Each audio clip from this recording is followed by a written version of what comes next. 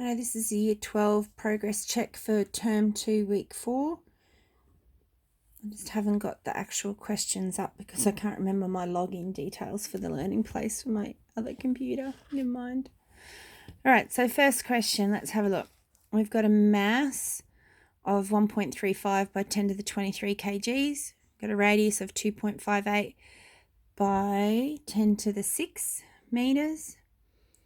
And we want to know the acceleration due to gravity or the gravitational field strength, either way. So we've got the universal constant for gravitation, the mass, which will be a planet or a moon or something, and the radius squared. So you're just going to work it out, 3.49.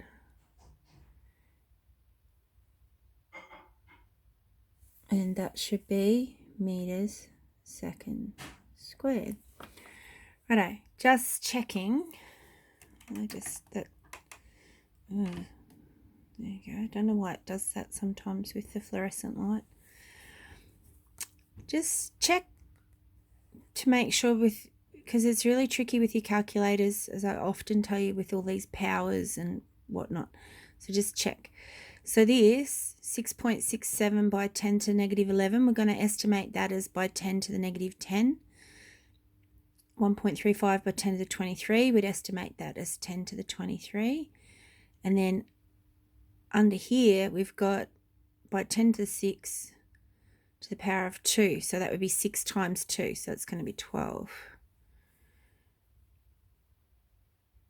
Oh, now, rightio. So we've got minus 10 for that, plus 23 for this one, minus this bit under here, 6 by 2. But because you're also squaring that bit there, I have written it down as 13, not as 12.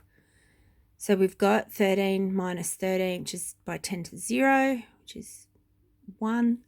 So 3.49 looks good with my quick little check. All right, next question. They want to know the gravitational field strength at this point here between the moon and the earth. So we're going to be just calculating the force of gravity. Oh, I'm going to sneeze now. Oh,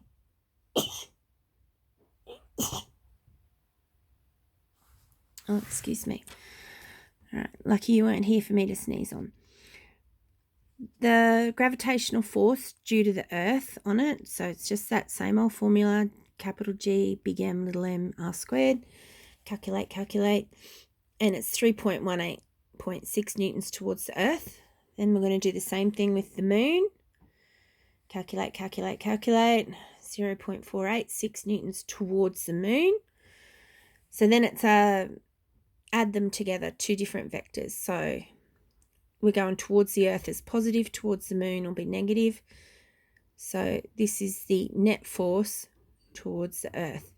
Again, because you've got to do all those tricky things with your calculator and these powers, just have a look at them. 6 by 10 to the negative 11, we're going to estimate as to the negative 10.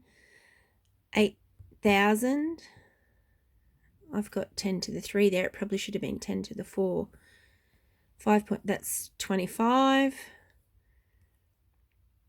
And here we have got 16.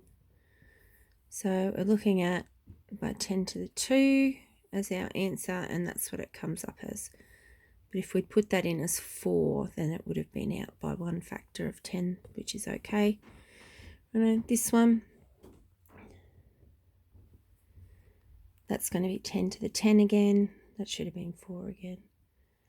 This will be 10 to the 23, and you can have, I've got 1 plus 16, because that'll be 16, but you're squaring it. So it'll be 17 all up. So to the negative 1, which is what we've got here. So just do that quick little calculation. You should be within a factor of 10 with your answer, a power of 10. It's worth it to do that. What's the third question?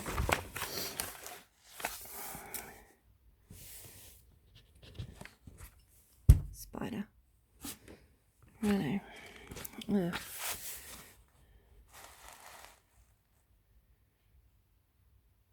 Oh, this is a Saturn and Neptune. One of them's got a bigger mass. One of them's got a big radio. So you need to quote the formula in your answer. So I've got acceleration due to gravity is directly proportional to the mass, but there is an inverse squared relationship between it and the radius. Even though Saturn has a larger mass than Neptune, it has a larger radius than Neptune.